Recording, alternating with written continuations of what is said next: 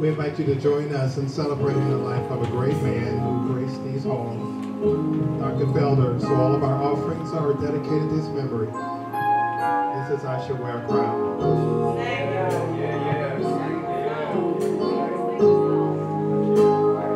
I shall wear a crown.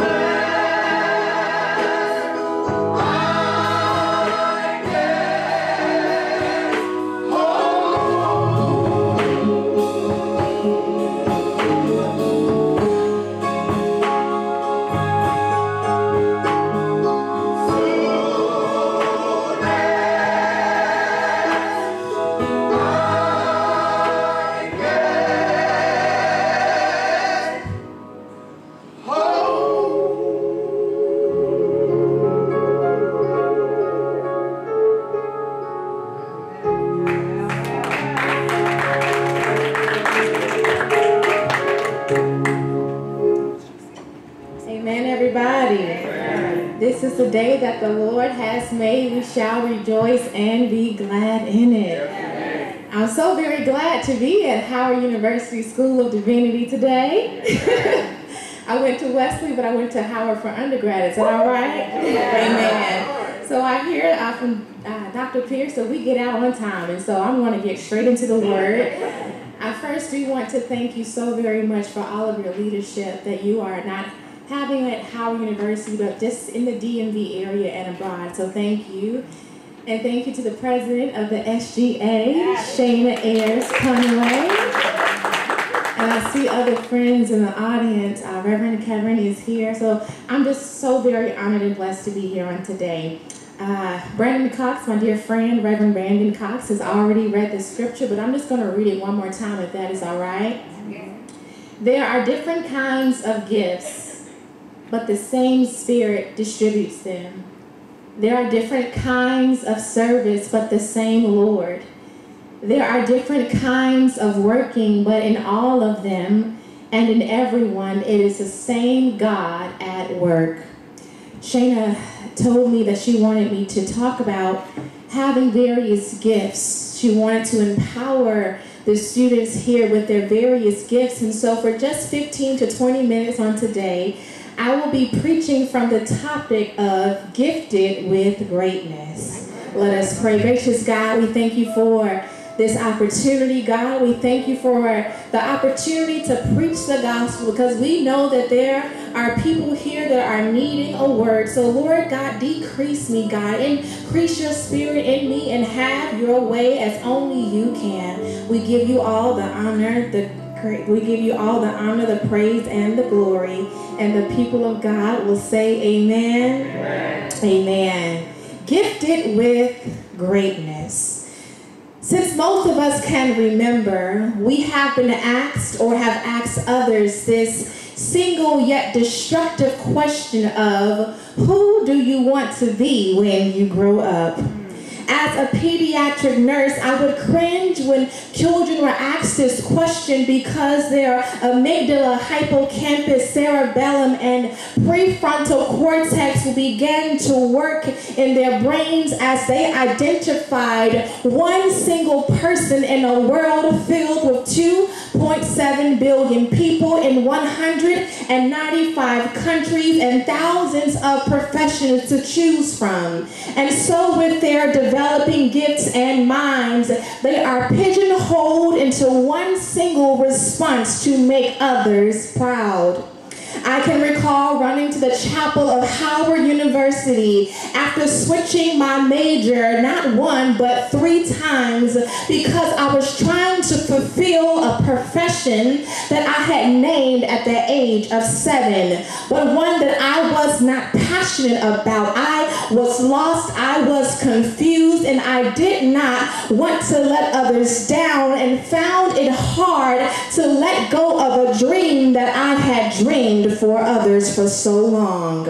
Many of us, if not all of us, are here on today and have been called to some form and facet of ministry in a very unique way. And as we excitedly answered the call, some of us unfairly and prematurely compared our callings, our gifts, and our talents to those who came before us. And subconsciously, we have been asking ourselves this forbidden question as we answer the calls to ministry. We began to think of who we want to be like when we grow up in ministry. Once again, pigeonholing our gifts and our talents to preach like that well-known preacher, to sing like that dynamic psalmist, to lead like the world's greatest leader, to pastor like the world's greatest pastor, and to serve like the world's greatest servant. Howard Divinity, if I can be candid today, they told us when we answer our calling to YouTube the sermons, to practice the hoop and the holler, to listen to podcasts, watch those interviews, read those books, speak to them at conferences, network with them, follow them on social media, and then began to set out to duplicate, not originate, to become a carbon copy of someone else instead of an original. What happens when we have gifts and talents filled with liberty in the kingdom? No boundaries, no limitation, no imitation, just full dependency on God. No matter what the gift looks like, sound like, or even if we are the first person to ever do it, HU, we have to believe in our gifts and own what God has given us. And so on today, as we are embracing who God has created us to be and who we have been called to be, the first thing thing that I want you to remember is that there should be no comparisons in the kingdom. Somebody say no comparisons in the kingdom. Amen. In 1 Corinthians, Paul was writing to a church in Corinth because some Corinthians believed that they had special status and gifts in comparison to others. Amongst themselves, they began to discuss who was more valuable or who was more important because of the gifts that they could offer God. You see, in this time, there were the Jews and the Gentiles. Once a separated and divided people, they began to merge in society. They shopped at the same grocery store, lived in the same apartment complex, even worshiped together, resembling the gentrification of our time today. And as a Gentile, they were known as someone who was a pagan and did not know God. It was racial discrimination of their time. And despite all, Paul preached to this forbidden people anyway. Earlier in this text, Paul speaks about the brothers and sisters having various spiritual gifts. To some, wisdom, to others, knowledge, healing, or the speaking of tongues, to just name a few. But they failed to acknowledge that God was the distributor of all gifts and that in his sight all gifts were made to be equal. But due to this failed acknowledgement of this, they had begun to compare themselves to others.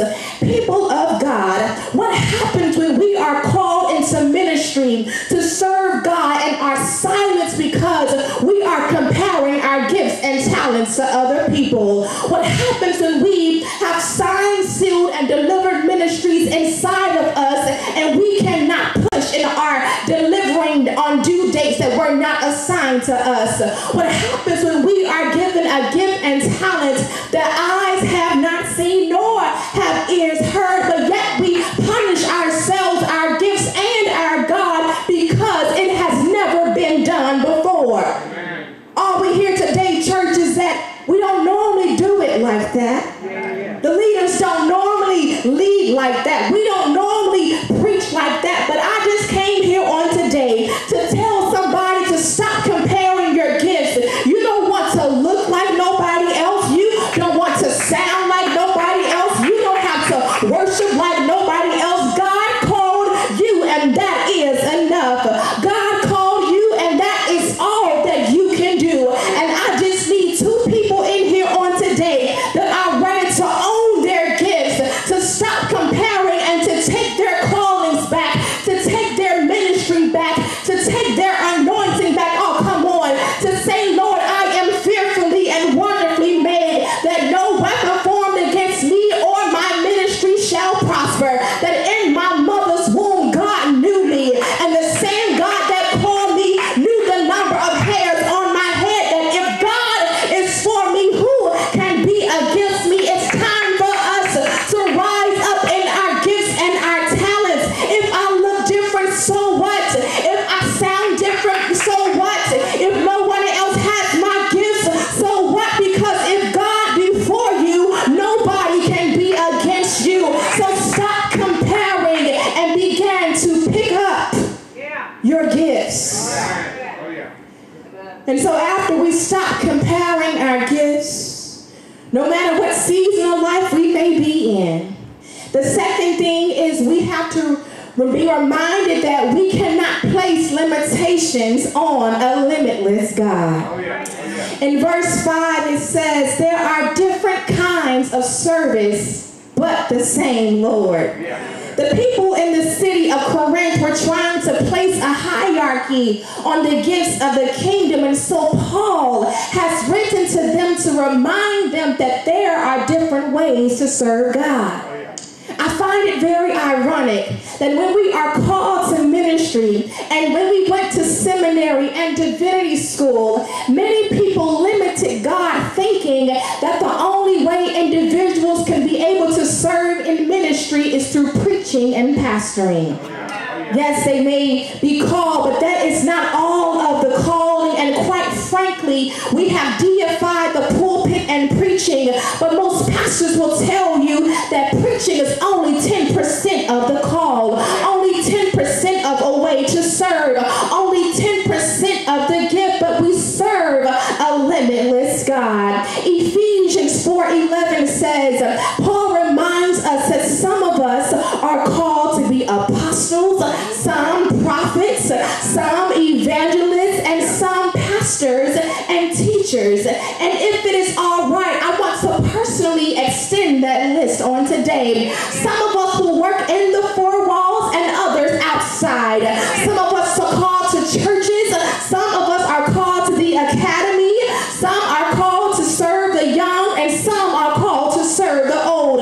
Some will be traditional. Others may be contemporary. Some will lead a church, maybe a non-profit, a business, or a movement. Whatever you are called to do, what God calls you to, He will see you through. God called you, and we know that God is on our side because He is the Alpha and the Omega. He is the beginning and the end. The one who called a shepherd boy named David, the one who called a felon named Moses, is now calling you. You don't have enough resources with your gift? No problem. Don't we serve a God who can multiply your little and make it much? Just like when He fed the 5,000, you don't have words to say, no problem. Didn't He send Aaron to help Moses who stuttered to speak for Him? Don't have the following? No problem. Didn't Jesus take 12 of His homeboys and change the entire world? We serve a limitless God, a God of no boundaries, a God who does it God's way. He will blow your mind. He will stretch your faith. He will do the impossible things with your gift, and all God needs is a yes. Yes, Lord, use me. Yes, Lord, send me. Yes, Lord, take control. Yes, Lord, yes. Is there anybody in here that is going to give God a yes to God, a yes with no boundaries, a yes with no comparison, a yes, God, use me. I'm trying to get to my seat. And so after we realize that you cannot compare your gifts to other people, after you realize that we serve a limitless God, you then have to realize, people, that we are in it to win it together. We are in it to win it together. There once was a race, and there were two young men who for months talked about how they were going to beat one another in this race. The day of the race, they were in such competition that they did not even speak to one another as they were lined up side by side. The gun was shot in the air, and they both competitively began to run as they had been training for months. The crowd was cheering, and they were almost at the finish line until something drastic happened. One of the men began to slow down. He began to limp until he could hardly stand. And the guy competing against him looked out of the corner of his eye and began to slow down as well. Next, what he did was unbelievable. He stopped his race as he was steps away from winning and began to run in the opposite direction. He met his competitor, reached out his hand, put his arm around his shoulder, and they began to limp to the finish line together. You see, in this moment was a lesson for all to learn, that in the kingdom there should be more compassion and collaboration and gifts than competition towards the finish line. Verse 6 reminds us that there are different kinds of working, but in all of them and in everyone is the same God at work. We all have work to do, people, but what would it look like if we did this thing called ministry together? If denominations and churches came together instead of worrying about whose ministry or church is most important. If nonprofits and organizations were to come together in partnership with us churches and allow us to not try doctors of all things, for hospitals and psychiatric clinics and therapists and nurses to come together and lend a helping hand. Or more importantly, for those called in ministry to be more like this gentleman in the race and lend a helping hand to a colleague in need. Come on. Why did I enter into ministry at 22 years old and was told that women would be in competition with me? Why do we enter into ministry and feel as if we have to keep knowledge and wisdom to ourselves? Why have we allowed society to segregate us based on gifts and talents? Why does it matter if I only have 4 members and you have 4,000? Why have we allowed churches to become factories more concerned about filling up seats instead of saving souls? Why is there a crab mentality that if you pull someone else up, that will affect your ministry? Howard Divinity, I have come here today to tell you that we are in it to win it together. While we are busy comparing our gifts and questioning other people's calling, hoops and hollers, while we are more worried about titles and denominational elections, we have elected Trump in office. Little black boys are still being gunned down. The educational systems are still poor and impoverished. The leaders of our countries are stealing, killing, and destroying. Little black girls are being sold to sex trafficking. Gentrification are placing black and brown persons not just in the U.S. all over the world, but ISIS is placing fear at the borderlines. Wake up, you have tools that will make a difference. God has given you your gifts to change the world, and when you see your brother or sister down in their callings, in their ministry, in their marriage, with their assignment, with those kids, go back and pick them up. Give them a helping hand, because we are in it to win it together. And I have to go to my seat, but let me tell you, ministry gets weary, ministry gets tough, but you ought to remember that we've may endure for a night, but joy comes in the morning. That you can do all things through Christ who strengthens you. That you are to trust in the Lord with all your heart and lean not to your own understanding, and in all your ways acknowledge Him and He will direct your path. That you are called for such a time as this. So dust off your gifts, grab the hand of your brother and sister, and let's finish the race together. You are gifted with greatness. Amen.